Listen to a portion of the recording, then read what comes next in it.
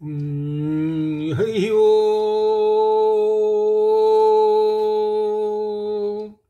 గురుబ్రహ్మ గురుర్విష్ణు గురుర్దేవో మహేశ్వర గురు సాక్షాత్ పరం బ్రహ్మ తస్మై శ్రీ గురవే నమః.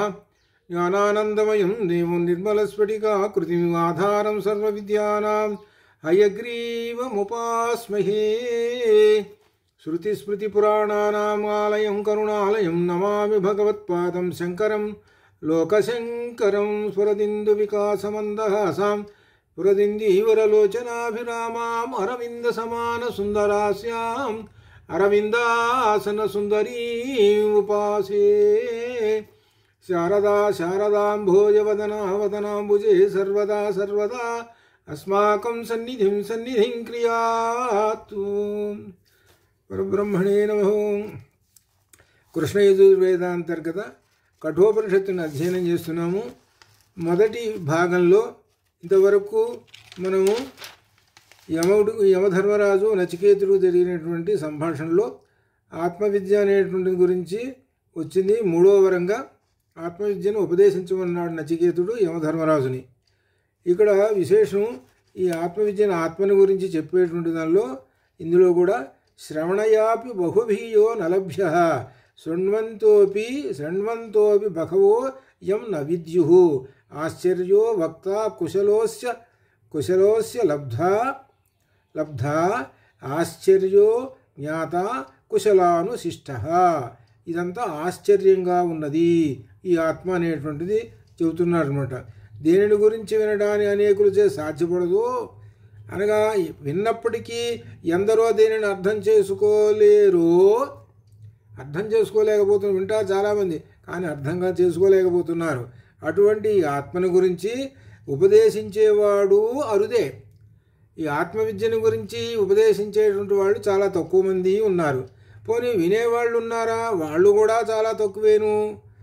అంతటి అరుదైనటువంటి వ్యక్తి అనగా ఆత్మవిద్యను ఉపదేశించేటువంటి మహాత్ములు చాలా కొద్దిమంది ఉంటారు. ఆ కొద్దిమంది ఉపదేశాలను పాటించి దానిని తెలుసుకున్నవాడు కూడా అరుదే. అంత అరుదే చాలా తక్కువ అని చెబుతున్నాడు. ఇది ఈ చాలా తక్కువ ఆశ్చర్యము అని అంటే ఇక్కడ అర్థం తక్కువ అనే దానిలో అర్థం వస్తుంది చెబుతున్నాడు. అపూర్వమైనటువంటిది చాలా తక్కువైనటువంటిది ఉండదు అని చెబుతున్నారు. అట్లా ఇది ఏమిటనమాట, మనకు ఇందులో కూడా గీతలో కూడా ఆశ్చర్యవత్ పశ్యతి కశ్చిదేనం ఆశ్చర్యవత్ వదతి తథైవ చాన్యః ఆశ్చర్యవచ్చైన మన్యః శృణోతి శ్రుత్వాప్యేనం వేద నచైవ కశ్చిత్ అని మనకు ద్వితీయ అధ్యాయంలో అనగా సాంఖ్యయోగంలో వచ్చింది. ఇదంతా ఆశ్చర్యమేను అని చెబుతున్నాడు. ఆశ్చర్య అపూర్వమైనటువంటిది అని చెబుతున్నాడు. ఇది లభించడం అంత అరుదు అయినటువంటిది అని చెబుతున్నాడు. అట్లా ఇది ఈ విధంగా ఆత్మవిద్యను చెబుతూ మొదటి అధ్యాయం చివరిలో ఇప్పుడు ఈ భాగంలో చెబుతున్నారు ఏమిటనమాట. ఇంకా నా నరేణ ఆవరేణ ప్రోక్త ఏష సువిజ్ఞేయో బహుధా చింత్యమానః అనన్య ప్రోక్తే గతిరత్ర నాస్తి అణీయాన్ హి అతర్క్యమణు ప్రమాణాత్. నరేణావరేణ ప్రోక్త ఏష సువిజ్ఞేయో బహుధా చింత్యమానః అనన్య ప్రోక్తే గతిరత్ర నాస్తి అణీయాన్ హి అతర్క్యమణు ప్రమాణాత్. నరేణ అంటే మానవుని చేత, ఆవరేణ ఈ ప్రాపంచికముల సుఖాల చేత ఆక్రమింపబడినటువంటి ఈ మనిషి చేత ఈ ఆత్మవిద్య ప్రావుక్త అనగా ఉపదేశింపబడుతున్నప్పుడు నా సువిజ్ఞేయ చక్కగా గ్రహింపబడదు, అర్థం కాదు. అనగా ఆత్మవిద్యను గురించి చెప్పాలి అంటే ఎవరంటే వీళ్ళు పనికిరారు. మొట్టమొదటిలో చెబుతున్నాడు ఏమిటి, ప్రాపంచిక సుఖములతో మునిగి తేలేటువంటి వాడు ఆత్మవిద్యను గురించి చెబుతుంటుంటే అది అర్థం కాదు. పైగా అది బహుధా అనేక విధములుగా చింత్యమానః భావింపబడుతూ ఉంటుంటుంది, అనేక విధములుగా భావింపబడుతూ ఉంటుంది. ఇంకా అనన్య అనుభూతి పొందినటువంటి వాడు ప్రోక్తి ఉపదేశిస్తే ఆత్మవిద్యను గురించి అనుభూతి పొందినటువంటి వాడుగా కనుక ఉపదేశించబడితే అత్ర ఈ విషయంలో గతి గందరగోళం నా అస్తి ఉండదు, అనగా పరిపరి విధములుగా ఉండదు. ఈ ఆత్మ అనేటువంటి దాని గురించి తెలుసుకున్నటువంటి వాడు అది. ఈ ఆత్మ అనేటువంటిది ఎంత ఉన్నది ఏమిటి అని అంటే గొప్ప విశేషం చెబుతున్నాడు.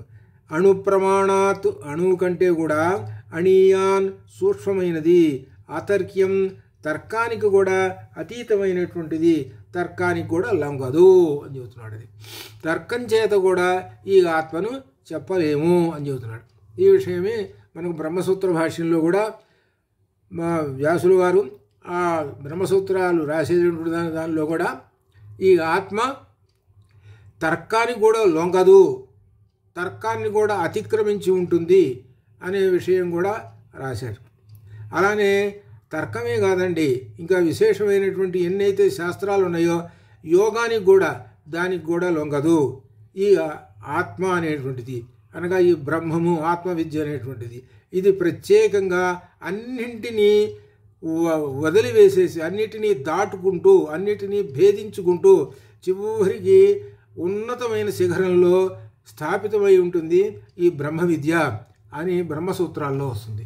దానికి మన శంకరాచార్య స్వామి వారు వ్యాఖ్యానం రాస్తూ వీటన్నిటిని ఎలా ఖండించాడో బ్రహ్మసూత్రాల్లో వస్తుంది. అందువలన బ్రహ్మసూత్రాల్లో ఈ మంత్రాలు వస్తాయి. ఈ మంత్రాలు వచ్చినప్పుడు వీటిని ఉట్టంకించి చెబుతారనమాట. ఇవి అణు ప్రమాణాత్, అణువు కంటే కూడా అణీయాన్ సూక్ష్మమైనది, అతర్క్యం తర్కానికి కూడా లొంగదు. అటువంటి బ్రహ్మ విద్య ఆత్మ విద్య అత్యంత సూక్ష్మమైనటువంటిది. ఇది ఎవరు చెప్పాలి అని అంటే చెబుతున్నాడు. ఎవరు చెప్పాలిట దీనిలో అంటే అనుభూతి పొందినటువంటి వాడు చెప్పాలి అని చెబుతున్నాడు. అనుభూతి ఇక్కడ విశేషం. అనన్య మరొకడు, చింత్యమాన వాడు బాగా అనుభూతి పొందినటువంటి ఆచార్యుడు ఎవరైతే ఉన్నారో వాళ్ళు ప్రావుక్తే ఉపదేశించినప్పుడు ఈ ఆత్మవిద్యలో ఎటువంటి గందరగోళాలు ఎటువంటి భేదాలు రావు.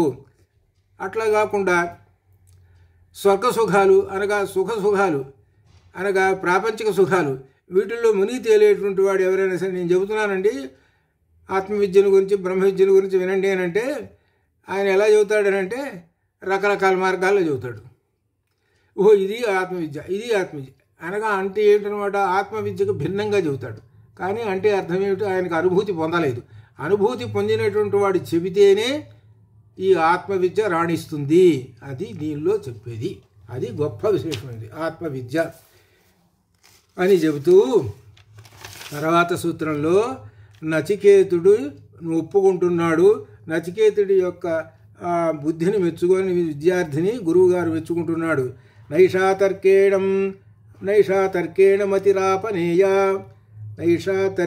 మతిరాపనేయ ప్రోక్తాన్యేనైవ సుజ్ఞానాయ ప్రేష్ఠ యాం త్వమాపక్ సత్యధృతిర్బతాసి త్వాదృంగ్నో భూయాన్నచికేతస్ పృష్ఠా హే విద్యార్థి, ఏ జిజ్ఞాసు ఉన్నటువంటి విద్యార్థి, పృష్ఠ అంటే ఆసక్తి, విద్య పట్ల ఆసక్తి కలిగినటువంటి విద్యార్థిని పృష్ఠ అనేటువంటి మాటతోటి చెబుతున్నాడు.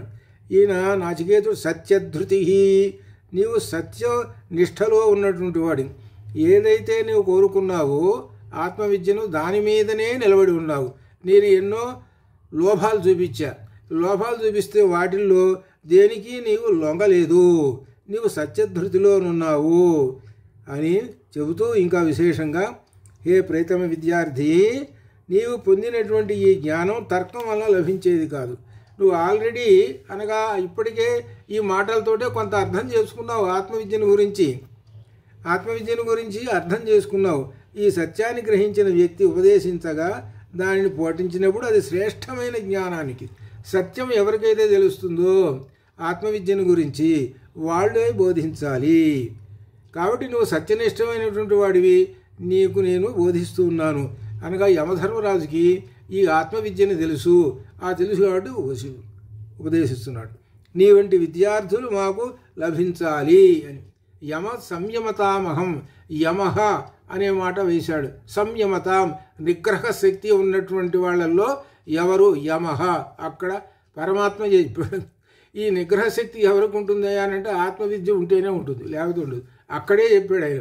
ఈ ఆత్మవిద్య ఉన్నటువంటి వాడు ఎవరయ్యారంటే బ్రహ్మధర్మరాజు అని. మనకి దీనిలో గీతలో వచ్చింది. కాబట్టి ఆ యమధర్మరాజు రూపంలో ఉన్నటువంటి వాళ్ళు ఎవరనంటే పరబ్రహ్మము లేక శ్రీకృష్ణ పరమాత్మ భగవంతుడే చెబుతున్నాడు, పరమాత్మయే చెబుతున్నాడు నచికేతుడికి ఈ విద్య. అనగా ఆచార్యుడు ఎవరితోటి సమానము అనంటే సాక్షాత్తు పరమాత్మతో సమానము అనేటువంటి అర్థం అన్నమాట. కాబట్టి ఆ నచికేతుడి యొక్క ధైర్యాన్ని మెచ్చుకున్నాడు. తన యొక్క మనస్సుని, నచికేతుడి యొక్క మనస్సు స్థిరంగా ఉంది, అటు ఇటు పరిగెత్తల. అనగా ఈయన ఆశ చూపించాడు యమధర్మరాజు. ఆశ చూపిస్తాడు, పరిగెత్తలా. పైగా ఏమన్నాడు, సర్వేంద్రియాణం జరయంతి తేజ అని కొట్టిపారేశాడు. మొత్తం నీవు ఇచ్చేటువంటి సంపదలన్నీ కూడా మొత్తం కూడా కరిగిపోతాయి. ఇదిగో ఆ సంపదలన్నీ కూడా లోపల ఉండేటువంటి మహా చైతన్యం ఉండే చైతన్యాన్ని వాటిని ఏం చేస్తాయి, చైతన్యాన్ని చాలా పొట్టి చేసేస్తాయి, చైతన్యాన్ని నశింపజేస్తాయి. ఒక మాట చెప్పాలి, తొందరగా చైతన్యాన్ని అనగా తొందరగా శీఘ్రంగా ఆ మనిషి ఈ సుఖాల వలన చైతన్యం నెమ్మదిగా తగ్గిపోయి వార్ధక్యం చెంది తొందరగా గతించిపోతాడు. అనగా అర్థం ఏంటో అతడు జీవించాల్సిన 100 సంవత్సరాలు కాదు ఉపయోగపోతాడు. అది అందుకనే సర్వేంద్రియాణం జరయంతి తేజ, మన ఇంద్రియములే మనల్ని ఉద్ధరిస్తాయి, మన ఇంద్రియాలనే మనల్ని పడగొడతాయి.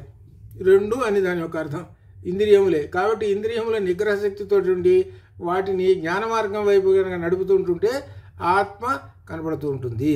ఇంద్రియాలను ఎప్పుడూ ఆత్మ జ్ఞాన మార్గం వైపు నడపండి అని చెప్పడం ఇందులో ముఖ్యమైనటువంటి విశేషమైనటువంటిది.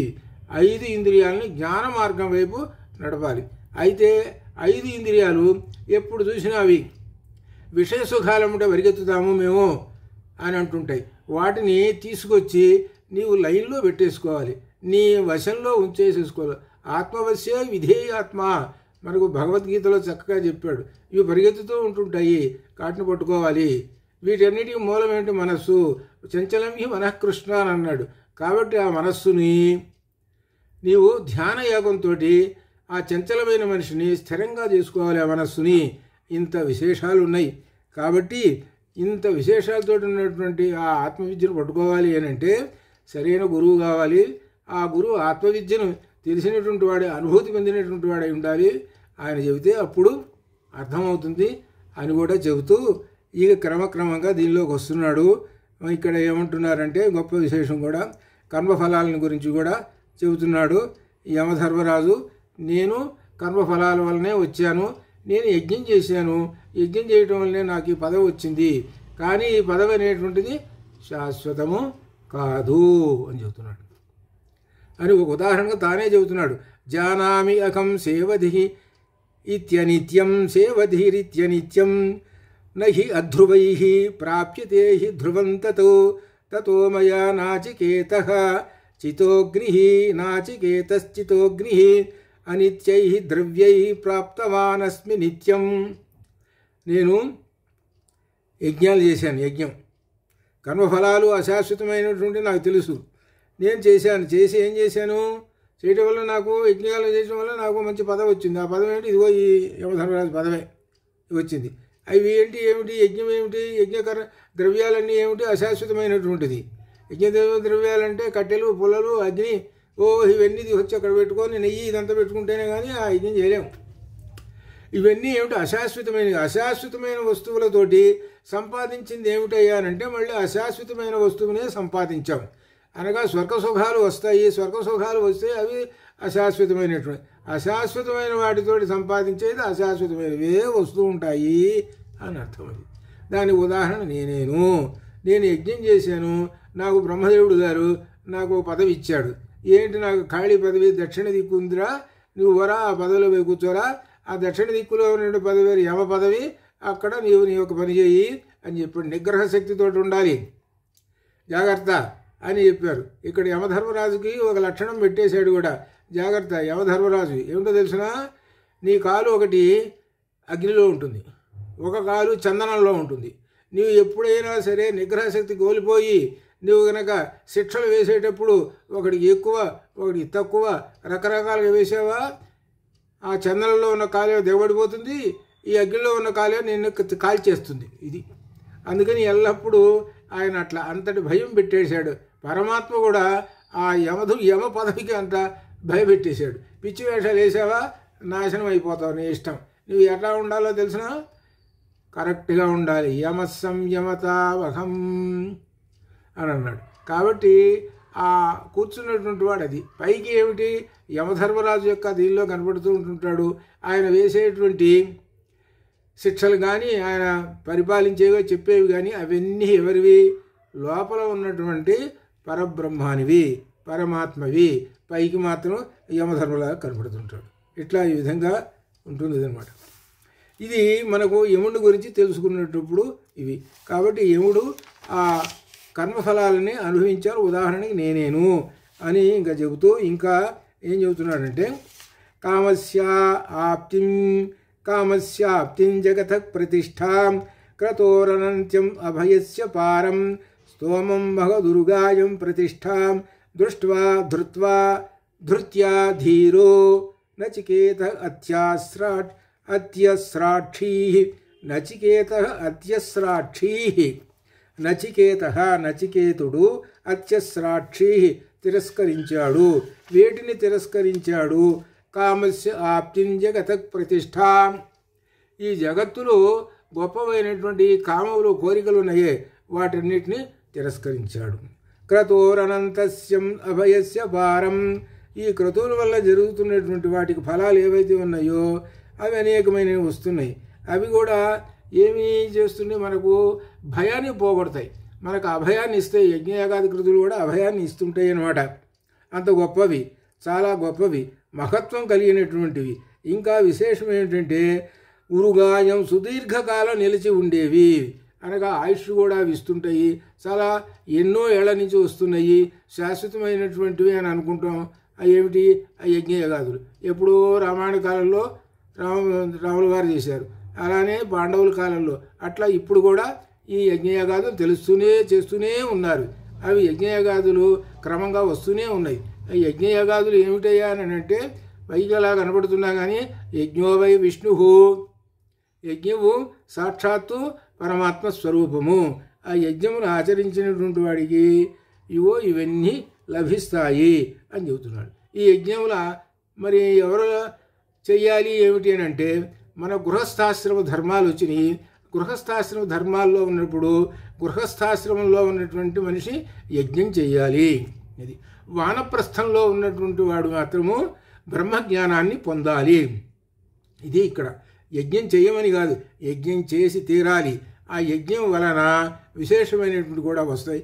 అది మనకు భగవద్గీతలో కూడా ఉన్నది, యజ్ఞచక్రము అని కూడా ఉన్నది. యజ్ఞం చేయాలి, యజ్ఞం చేసిన తర్వాత వానప్రస్థంలో బ్రహ్మజ్ఞానాన్ని పొందాలి. ఇది అర్థం. ఇది ఇక్కడ విద్యార్థి ఏమడుగుతున్నాడంటే నాకు కావాల్సినవి స్వర్గ సుఖాలు ఏవో ఇస్తానన్నవే నాకు అవసరం లేదు, నాకేం కావాలి అని అంటే ఆత్మవిద్య కావాలి, అనగా గృహస్థాశ్రమంలో ఉండాల్సినటువంటి నాకు అవసరం లేదు. నచికేతుడు ఇప్పుడే సన్యాసంలోకి దిగుతున్నాడు, అది అర్థం. ఇది నచికేతుడు. ఈ నచికేతుడే సాక్షాత్తుగా మనం ఒక రకంగా ఏం చెప్పుకోవాలంటే శంకరాచార్య స్వామి గారు అట్లా అనమాట. పైకి అలా కనబడుతున్నాడంటే శంకరుల యొక్క విశేషమే ఇది అనమాట. అని ఈ విధంగా వాటన్నింటినీ నెట్టి వేసేసాడు.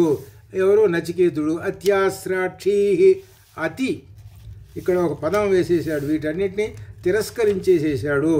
ఈ కామ సుఖములు వాటన్నిటిని కూడా నచికేతుడు నెట్టి వేసేసాడు అని చెబుతున్నాడు. ఒక విశేషం, ఒక పదం వేసేసి ఇట్లా ఏమిటంటే అత్యస్రాక్షీ, అతి అస్రాక్షీ. అత్యస్రాక్షీ తిరస్కరించావు. ఎలా? ధృత్యా ధీర, ధృత్యా ధీరుడు అయినటువంటి వాడు నీవు. ధృత్యా ఇక్కడ దృఢ నిశ్చయంతో తిరస్కరించావు. అత్యస్రాక్షీ అని చెప్పి ఇంకా చెబుతున్నాడు. అయితే ఈ ఆత్మ ఎక్కడ ఉన్నదండి అని ప్రశ్న వేస్తే తం దుర్దర్శం గూఢమనుప్రవిష్టం గుహాహితం గహ్వరేష్టం పురాణం అధ్యాత్మయోగాధిగమేన దేవం మత్వా ధీరో హర్షశోకౌ జహాతి. తం దుర్దర్శం దుర్దర్శం అంటే చూడటానికి అంత కష్టమైనటువంటిది అని చెబుతుంది. దుర్దర్శం చాలా కష్టం ఆ దర్శనం చూడటానికి, అంటే చాలా శ్రమ పడాలి అని చెబుతున్నాడు. మరి ఎక్కడున్నది అని ప్రశ్నిస్తే గుహాహితం, మన హృద్గుహలో ఉన్నది. ఆ హృద్గుహ ఎలా ఉన్నది? గహ్వరేష్టం, చీకటిలో ఉన్నది. కాబట్టి ధీర, బుద్ధిశాలి అయినటువంటి వాడు ఈ ఆత్మ సనాతనమైనటువంటి ఈ ఆత్మను, దేవం జ్యోతిర్మయమైనటువంటి ఆత్మను, ఈ ఆత్మకి ఇక్కడ దేవం అని అంటున్నాడు. దేవం అంటే దివు విజిగీష అనేటువంటి క్రియాపదం నుంచి దేవం అనగా బాగా జ్యోతి, వెలిగిపోయేటువంటి జ్యోతి అనమాట. ఆ దివు కాంతి అనమాట. దివు అంటే కాంతి అని అర్థం అనమాట. మిక్కిలి కాంతివంతముతో ప్రకాశించేటువంటి వాడు అని అర్థం అనమాట. అది దివ్య విజేష కాదు. దివి అని అంటే మిక్కిలి కాంతివంతముతో ప్రకాశించేటువంటి వాడు. ఆ ఉన్నటువంటి ఆ పరబ్రహ్మమును అనగా ఆ పరమాత్మను, చీకటిలో ఉన్నటువంటి ఆ పరమాత్మను నీవు దర్శించుకుంటావు. మరి చీకటిలో ఉన్నవాడు కనపడాలి కదండి అనంటే, నీకు అజ్ఞానం అనే చీకటి నీ పొర అడ్డంగా ఉన్నది, నీ కంటికి అడ్డంగా ఉన్నది. అజ్ఞానం అనేటువంటి చీకటి పొర నీకు అడ్డంగా ఉంది కాబట్టి కనపడదు. ఇక్కడ ఇది అర్థం. నీకు నల్లటి గుడ్డ నీ కంటికి అడ్డంగా ఉంది, అక్కడ ఎదురుగా తెల్లటి బల్బు వెలుగుతూ ఉన్నది. బల్బు కనపడుతుందా? కనపడదు. అది అర్థం. కాబట్టి ఈ అజ్ఞానం అనే చీకటి ఉంటే కనపడదు. కాబట్టి ఆ హృద్గుహలో ఈ పరమాత్మ ఉన్నాడు. ఆ పరమాత్మ దేవం, దివ్యమైన కాంతులతో ప్రకాశిస్తున్నాడు. ఆయనను అధ్యాత్మయోగాధిగమేన, అధ్యాత్మయోగం చోట నీవు దర్శించుకో అని చెబుతున్నాడు. అప్పుడు దర్శించుకుంటే నీకు మత్వాధీరో హర్షశోకౌ జహాతి. హర్షశోకౌ సుఖ దుఃఖాలు ఇవన్నీ కూడా ఏమవుతాయి అన్నమాట? సుఖ దుఃఖాలు ఇవన్నీ కూడా వాటికి అతీతుడు అయిపోతావు. సుఖ దుఃఖాలను వదిలివేసేసి అనుభూతి మత్వా పొందుతావు. అనుభూతి అంటే ఆనందాన్ని అనుభవిస్తావు. సుఖ దుఃఖాలని వదిలివేసేసి మత్వా ఆనందాన్ని అనుభవిస్తావు. అనగా ఆత్మను చూస్తావు. ఆత్మ సాక్షాత్కారము. ఆత్మ సాక్షాత్కారం అంటే ఆత్మ ఎక్కడో లేదయ్యా, నీ యొక్క హృద్గుహలోనే ఉన్నది. నీ యొక్క హృద్గుహలో ఉన్నటువంటి ఆత్మను నీవు దర్శించుకో అని యముడు చెబుతున్నాడు, మనకు చెబుతున్నాడు. పైకేమో నచికేతుడు అనేటువంటి విద్యార్థి ఉన్నా చెబుతున్నటువంటిది వాళ్ళకి ఎవరికంటే మనకు చెబుతున్నాడు యమధర్మరాజు. ఈ ఎక్కడ ఉన్నది అని అంటే మన హృద్గుహలో ఉన్నది. అదే మనకు మంత్రపుష్పంలో ఆలయంలో చెబుతుంటారనమాట.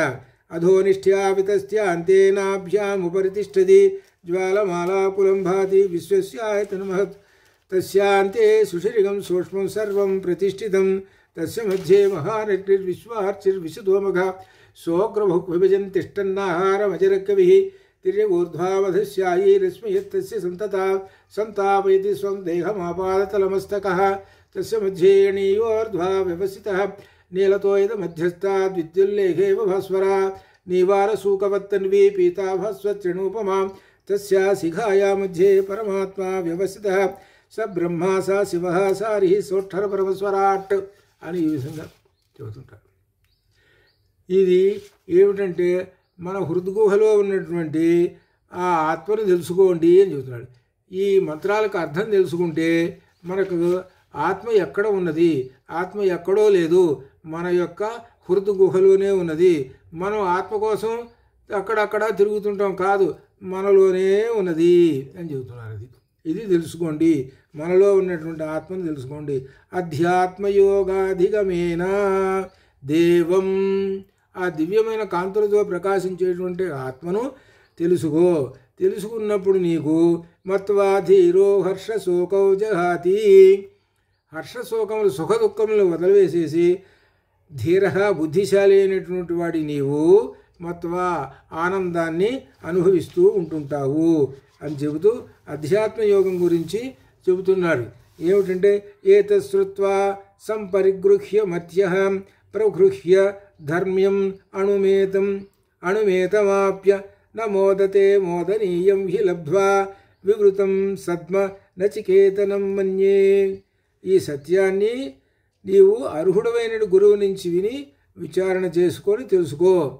కాబట్టి గురువుని పట్టుకో. ఆ గురువుని పట్టుకోవాలి. గురువుని పట్టుకోకుండా ఊరిగా ఆ పుస్తకం పట్టుకొని ఉన్నది నేను ఏదో అర్థాన్ని చూసాను నాకు అర్థమైందని అంటే కుదరదు. నువ్వు గురువుని పట్టుకోవాలి. ఆ గురువుని పట్టుకుంటే అప్పుడు తద్విద్ధి ప్రణిపాతేన పరిప్రశ్నేన సేవయా ఉపదేక్షంతి తే జ్ఞానం జ్ఞానిన తత్వదర్శిన. నువ్వు మంచి గురువు గారిని పట్టుకొని ఆయన దగ్గర చేరి పరిప్రశ్నలు వేసి, అనగా భక్తితో వినయపూర్వకంగా ప్రశ్నలు వేసి, అనగా ఆత్మవిద్యను గురించి చెప్పండి అని ప్రశ్నలు వేసి తెలుసుకోవాలి. దీనికోసం ప్రత్యేకంగా ఒక ఉదాహరణగా ఒక ఉపనిషత్తే ఉన్నది. ఆ ఉపనిషత్తు పేరే ప్రశ్నోపనిషత్. ఆ ప్రశ్నోపనిషత్తులో 6 విద్యార్థులు ఆత్మవిద్యను గురించి తెలుసుకోవడానికని ఒక చోటకి చేరతారు. వాళ్ళందరూ చేరి ఎవరు చెబుతారు ఆత్మవిద్యను గురించి తెలుసుకుంటారు. తెలుసుకొని విచారణ చేస్తే పిప్పలాద మహర్షి అనేటువంటి ఆయన ఉన్నాడు, ఆయన చెప్పగలుగుతాడు, ఆయనకు తెలుసు అనేటువంటి విషయం తెలుసుకున్నారు. ఈ 6 విద్యార్థులు ఒకచోట ఉన్నారా? ఒకళ్ళు కురు దేశం, ఒకళ్ళు పాంచాల దేశం, ఒకళ్ళు మగధ దేశం, రకరకాల దేశాలు 6 దేశాల నుంచి వచ్చారు. ఒక చోట చేరారు. ఓ గురుకులంలో చేరి ఎవరు చెబుతారు అనేటువంటి ప్రశ్న వేసుకుంటే పిప్పలాద మహర్షి చెబుతాడు. పిప్పలాద మహర్షి దగ్గరికి వెళ్ళారు. ఈ 6 విద్యార్థులు 6 ప్రశ్నలు వేశారు. ఆత్మతత్వాన్ని గురించి 6 ప్రశ్నలు వేశారు. ఒక్కొక్కళ్ళు ఒక్కొక్క ప్రశ్న వేస్తే ఆయన పిప్పలాద మహర్షి వాటన్నిటికీ జవాబు చెప్పాడు. ఆ జవాబు చెప్పిన తర్వాత అప్పుడు ఆనందానుభూతి పొందారు వాళ్ళు ఆ 6 విద్యార్థులు. ఇది ప్రశ్నోపనిషత్తులో ఉన్నటువంటి విశేషము. కాబట్టి నువ్వు మంచి ఆచార్యుడిని పొందుము. ఆ పొంది ఈ ఆత్మవిద్యని తెలుసుకోవాలి అని మనకి చెబుతున్నారు. అట్లనే ఇక్కడ విశేషం ఏమిటంటే ఈ ఆత్మని ఈ విధంగా తెలుసుకోండి అని చెబుతున్నాడు. ఏమిటి ఇక్కడ విశేషం అని అంటే సత్యాన్ని తెలుసుకునేటువంటి గురువు నుంచి నువ్వు విచారణ చేసుకొని తెలుసుకోవాలి. ఈ శరీరం నుంచి విడదీసి గ్రహించాలి. అతి సూక్ష్మమైనది. ఈ శరీరంలో నుంచి ఆ ఆత్మను విడదీసి చూసుకోవాలి. శరీరంలో నుంచి విడదీసి చూసుకోవాలంటే ఎంత జాగ్రత్త, ఇది ఎంత సూక్ష్మమైనటువంటిది. ప్రత్యేకంగా పక్కన పెట్టేసేసుకొని చూసుకోవాలి ఆత్మని గురించి. ఎంత గొప్ప విశేషము. అలా తీసుకుంటే ఆనందం నిండినది అయినటువంటి ఆత్మను ఈ విధంగా విడదీసి వివేచించి తెలుసుకుంటున్నావు. అప్పుడు నిశ్చయంగా ఆనందం పొందుతావు అని చెబుతున్నాడు. అప్పుడు ఆనందం అన్నమాట. ఆనందం ఇది మనకు ఇందులో కూడా ఆనందం అని అంటేటువంటిది అర్థం ఏమిటి? అందం సహజంగా ఆనందం అనేటువంటి పదం సామాన్య లోకంలో ఈ భౌతికంలో ప్రయోగిస్తుంటారు. అది భౌతికంగా, కానీ అది ఆనందం అనేటువంటి మాట ఆధ్యాత్మికపరమైనటువంటిది అని అర్థం అన్నమాట. అక్కడ విశేషమైనటువంటిది అక్కడ అన్నం బ్రహ్మేది విజనాత్ అన్నాధ్యేవ ఖల్విమాని భూతాని జాయంతే అన్నేన జాతాని జీవంతి ఆనందం ప్రయంత్యభిసంవసంతి తద్విజ్ఞాయ. ఇట్లా వరుసగా చెప్పుకుంటూ ఆయన 5 చెప్పుకుంటూ వచ్చాడు. 5వది కూడా బ్రహ్మానందము. ఇక్కడ అర్థం వరుసగా చెప్పుకుంటూ విజ్ఞానం ఆనందం అనుకుంటూ చెప్పుకుంటూ వచ్చాడు. అలానే వరుసగా చెప్పుకుంటూ వచ్చి ఆ ఆనందాన్ని గురించి మనకు ఈ తైత్తిరీయోపనిషత్తులో చెప్పుకుంటూ వచ్చాడు. ఆనందం అంటే ఏమిటో అక్కడ చెప్పాడు. ఒక్కొక్కటి దాటిపోతూ ఉంటుందన్నమాట. అనగా పంచకోశాల్లో మొట్టమొదటి కోశం ఏమిటి? అన్నమయ కోశం. ఆ తర్వాత కోసం ప్రాణమయ కోశం. ఆ తర్వాత కోసం మనోమయ కోశం. ఆ తర్వాత కోసం విజ్ఞానమయ కోశం. ఆ తర్వాత కోశము ఆనందమయ కోశం. ఈ ఆనందమయ కోశంలోనే ఆ బ్రహ్మము లేక ఆత్మ ఉన్నాడు. కాబట్టి క్రమక్రమంగా ఒక్కొక్క కోశాన్ని దాటుకుంటూ వెళ్ళు, నీకు బ్రహ్మానందం కలుగుతుంటుంది. ఇది ఆత్మవిద్య అనేటువంటి విషయం మనకు తైత్తీర్యంలో కూడా వచ్చింది. అక్కడ ఆనందం అనేటువంటి పదం అక్కడ వస్తుందన్నమాట అని చెబుతూ అధ్యాత్మయోగం, ఇదంతా అధ్యాత్మయోగం వలన ఆత్మవిద్యను తెలుసుకోండి అని చెబుతూ తర్వాత ఇంకా చెబుతున్నారు. అన్యత్ర ధర్మాద్ అన్యత్ర అధర్మాద్ అన్యత్రాస్మాత్ కృతాత్ అన్యత్ర భూతాచ్చ భవ్యాచ్చ యత్తపస్యసి తద్వద. అన్యత్ర అన్యత్ర అన్యత్ర అని ఇస్తున్నాడు. అన్యత్ర వేరు వేరు ఏమిటి? ధర్మాధర్మములకు వేరు వేరు, కార్యాకారములకు వేరు వేరు, కార్యాకారణములకు వేరు వేరు, కార్యాకారణములకు వేరు వేరు అనగా అర్థం ఏమిటి? దీనిలో చెప్పేది వీటన్నిటికన్నా కూడా భిన్నమైనటువంటిది అని అర్థం. అది భూత భవిష్యత్తుములకు భిన్నమైనటువంటిది, వీటన్నిటికీ భిన్నమైనటువంటిది ఏమిటండి? భిన్నమైనటువంటిది అని అంటే ఆత్మ. ధర్మాధర్మములకు భిన్నము, కార్యాకారణములకు భిన్నము, భూత భవిష్యత్తులకు భిన్నము, వాటి నుంచి భిన్నమైనదిగా ఉన్నటువంటి ఆత్మను నీవు చూస్తున్నావు, దానిని గురించి నాకు చెప్పుము అని నచికేతుడు యముణ్ణి అడుగుతూ ఉన్నాడు. అది ఇప్పుడు ప్రశ్న అనమాట. ఆయన యమధర్మరాజు అధ్యాత్మయోగం గురించి తెలుసుకోండి అయ్యా అని ఆయన చెబుతున్నాడు. ఈయనేం ప్రశ్న వేస్తున్నాడు నచికేతుడు అని అంటే, వీటన్నిటిని కూడా ధర్మాధర్మంలో కానీ వీటన్నిటి కూడా భిన్నమైనటువంటిది, దాని గురించి చెప్పండి అని అన్నాడు. అని అంటే ఇక మళ్ళీ సాగుతున్నది.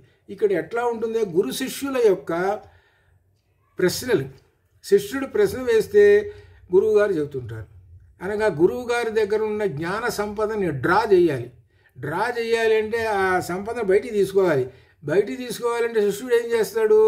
పరిప్రశ్న వేస్తే అది బయటకు వస్తుంటుంది. అనగా గురువుగారు చెబుతుంటాడు. శిష్యుడు ఊరికే కూర్చున్నాడు అనుకోండి, అప్పుడు ఫలితం ఏముంది?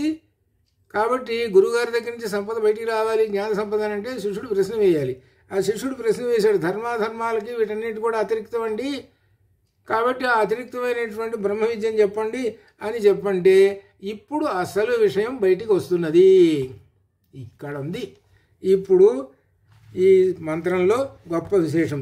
సర్వే వేదా యత్పదం ఆమనంతి, సర్వే వేదా యత్పదం ఆమనంతి, సమస్త వేదములు యత్పదం ఏ పదాన్ని ఏ లక్ష్యాన్ని ఆమనంతి ఉపదేశిస్తున్నాయో, వేదాలన్నీ దేని గురించి ఉపదేశిస్తున్నాయో.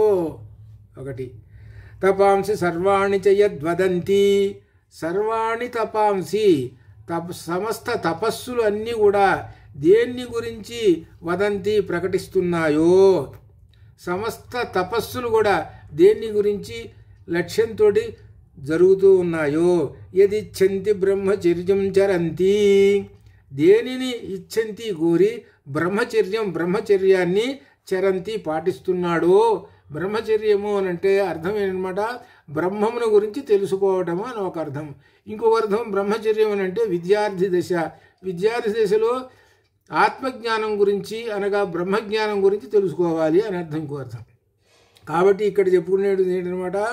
ఆ బ్రహ్మచర్యం అని అంటే ఆ బ్రహ్మమునందు చరించుట అనగా ఆత్మవిజ్ఞానం గురించి తెలుసుకోవటము. యదిచ్ఛంతో బ్రహ్మచర్యం చరంతి, ఆ బ్రహ్మమును గురించి తెలుసుకోవాలని చరంతి తిరుగుతూ ఉన్నాడు. అతని యొక్క మనస్సు తిరుగుతూ ఉన్నది బ్రహ్మచర్యం గురించి తెలుసుకోవాలని, బ్రహ్మం గురించి. ఆ బ్రహ్మం యొక్క పరమపదము ఏమిటి చివరికి చెప్పాడు. అది చివరికి మొట్టమొదటిగా లక్ష్యం ఏమిటో చెప్పేస్తున్నాడు. అసలు విషయం బయట పెట్టేస్తున్నాడు యమధర్మరాజు గారు. ఏమిటో అసలు విషయం ఏమిటంటే తత్ పదం సంగ్రహేణ, తత్పదం ఆ పదం, ఆ బ్రహ్మపదం, ఆ ఆత్మపదం సంగ్రహేణ సంక్షిప్తంగా నీకు చెబుతున్నాను, బ్రవీమి చెబుతున్నాను. అది సంగ్రహంగా ఏమిటంటే ఓం ఇది ఏతత్ అన్నాడు. అంతే. ఓం ఇది ఏతత్, ఓం అనేటువంటి ఈ ఏకాక్షరమే అదే బ్రహ్మము అని చెప్పేశాడు. ఇప్పుడు దాకా మరి నచికేతుడు ఓం అనేటువంటిది ఎక్కడ చెప్పలేదు కదా, ఆయన అర్థం చేసుకుంటూ వస్తూ ఉన్నాడు అనమాట. ఇదిగో ధర్మాధర్మాలకు వ్యతిరేకము, ఇట్లా ఈ విధంగా భూత భవిష్యత్వాలకైనన్నిటికీ ఏం లొంగదు, తర్కానికి లొంగదు, ఈ విధంగా చెప్పుకుంటూ వచ్చారా. ఇప్పుడు దాకా ఓం అని రాలి, ఇప్పుడు వచ్చిందండి. ఇప్పుడు చెబుతున్నారు యమధర్మరాజు గారు. ఏమిటయ్యానంటే ఆ బ్రహ్మము అంటే ఓం ఇది ఏతత్, బ్రహ్మమన్నా ఆత్మ అన్నా ఒకటే అని ఆ బ్రహ్మ పదార్థం గురించి, ఓంను గురించి చెబుతున్నాడు. ఏతద్ధి ఏవాక్షరం బ్రహ్మ, ఏతద్ధి ఏవాక్షరం పరం, ఏతద్ధి ఏవాక్షరం జ్ఞాత్వా యో యదిచ్ఛతి తస్య తతో అని చెప్పేశాడు. ఓం అనేటువంటి ఈ మంత్రము పరమాత్మ. ఈ మంత్రం సర్వోత్తమమైనది. ఈ మంత్రాన్ని తెలుసుకున్న వ్యక్తి ఏం కోరుకుంటాడో అది అతనికి సులభంగా లభిస్తుంది. ఓం అనేటువంటి ఇంత గొప్ప విశేషం ఓం. అందుకనే ఓం అనేటువంటి ప్రణవంతో మనం అన్నీ కూడా ఈ దేవతార్చనలో కానీ దేవతల్ని కానీ దేవుళ్ళని కానీ మనం ప్రార్థించేటప్పుడు మొట్టమొదట ఓం పెట్టేసేయాలి. ఓం నమ శివాయ, ఓం నమో నారాయణాయ, ఓం అనేటువంటిది చేర్చి అప్పుడు ఓం లేకుండా నమ శివాయ నారాయణాయ అంటే ఫలితం లేదు. ఓం అనేటువంటి దాన్ని అలానే గాయత్రి మంత్రానికి కూడా మొట్టమొదట ఓం అనేటువంటి మాటను చేర్చి ఓం తత్ సవితుర్వరేణ్యం అని మొదలుపెట్టి గాయత్రి మంత్రం చెప్పాలి. అట్లా ఓం అనేటువంటిది అన్నిటికన్నా శీర్షం. శీర్షం అంటే అత్యంత ప్రధానమైనటు వీటన్నిటికీ కూడా ఓం అనేటువంటిది. ఓంలో నుంచే సప్తకోటి మహామంత్రాలు వచ్చినాయి. ఈ ఓంలో నుంచే సర్వము వచ్చేసినాయి. ఆ ఓం అనేటువంటిదే బ్రహ్మవాచకము అని చెబుతూ ఇక్కడ ఏతదాలంబనం శ్రేష్టం ఏతదాలంబనం పరం ఏతదాలంబనం జ్ఞాత్వా బ్రహ్మలోకే మహీయతే. ఏతత్ ఈ ఓంకారము, ఆలంబనం మార్గం. ఓం అనేటువంటిది ఒక మార్గం. ఇది శ్రేష్టం, ఉత్తమమైనటువంటిది. దీన్ని ఆలంబనం చేసుకొని ఇక్కడ సర్వోత్కృష్టమైనటువంటిది. ఇది ఆలంబనం చేసుకొని తెలుసుకొని ఎంత దూరం వెళ్ళొచ్చు? బ్రహ్మలోకం. ఒక మార్గంలో నడుస్తున్నాం అనుకోండి, చేతిలో కర్ర ఉంటే చేతికి శుభ్రంగా నడుస్తూ పోతుంటాం ఎక్కడ పడిపోకుండా. అలానే మనం బ్రహ్మలోకానికి వెళ్ళాలి. బ్రహ్మలోకం అంటే అర్థం ఏమిటనమాట? పరబ్రహ్మాన్ని మోక్షానికి వెళ్ళాలి. ఆ మోక్షానికి వెళ్ళాలి అంటే మనకు సాధనము కర్ర సాధనలాగా ఎలా ఉన్నది ఏంటి అని అంటే ఓం. ఆ ఓం అనేటువంటి ఆ ప్రణవాన్ని ఉపాసించాలి. ఆ ప్రణవాన్ని ఉపాసిస్తే బ్రహ్మలోకానికి మహీయతే, ఆ బ్రహ్మలోకాన్ని పొందుతాడు అని చెబుతున్నాడనమాట.